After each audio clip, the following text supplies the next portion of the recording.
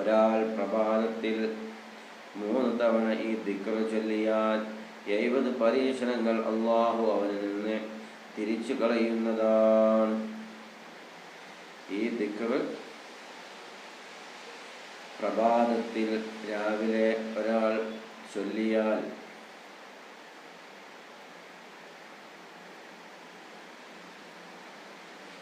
3 തവണ പ്രഭാതത്തിൽ ചൊല്ലിയാൽ അവൻ്റെ 70 പരീക്ഷണങ്ങൾ അല്ലാഹു മാറ്റിക്കൊടുക്കുന്നതാണ്, തിരിച്ചു കളയുന്നതാണ്.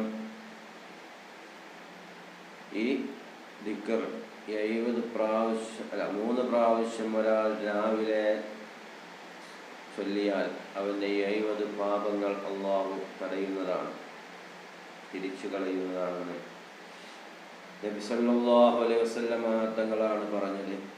ഹബീബുനാ നബിയുനാ മുഹമ്മദ് മുസ്തഫ സല്ലല്ലാഹു അലൈഹി വസല്ലം സല്ലല്ലാഹു അലാ മുഹമ്മദ് സല്ലല്ലാഹു അലൈഹി വസല്ലം ഹബീബായ തങ്ങൾ ഉമ്മത്തിന് വേണ്ടി പറഞ്ഞു തന്ന ഒരു ദിക്റാണ്. ഏതാണ് ആ ദിക്ർ? ബിസ്മില്ലാഹിർ റഹ്മാനിർ റഹീം അൽഹംദുലില്ലാഹി റബ്ബിൽ ആലമീൻ ഹംദൻ കസീറൻ ത്വയ്യിബൻ മുബാറകൻ ഫീഹി.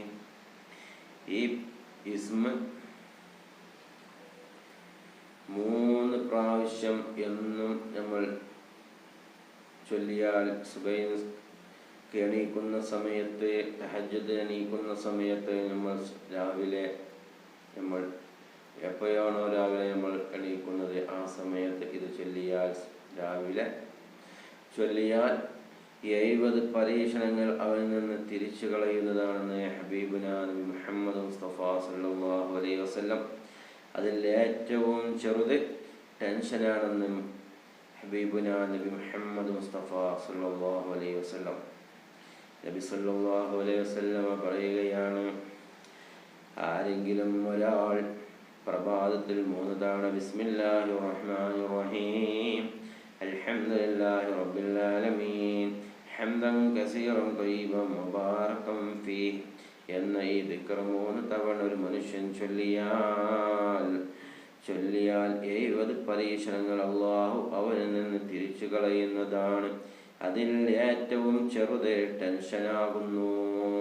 ടെൻഷൻ എന്താണ്? മാറ്റി എന്ന് ഹബീബുനാ നബി മുഹമ്മദ് മുസ്തഫ സല്ലല്ലാഹു അലൈഹി വസല്ലമ തങ്ങൾ പറഞ്ഞു തരികയാണ്. ഇൻഷാ അല്ലാഹ് ഈ 2 ദിക്റുകളും നമ്മൾ ജീവിതത്തിൽ പതിവാക്കുക. അല്ലാഹു സുബ്ഹാനഹു വ തആല സ്വീകരിക്കുമാറാകട്ടെ.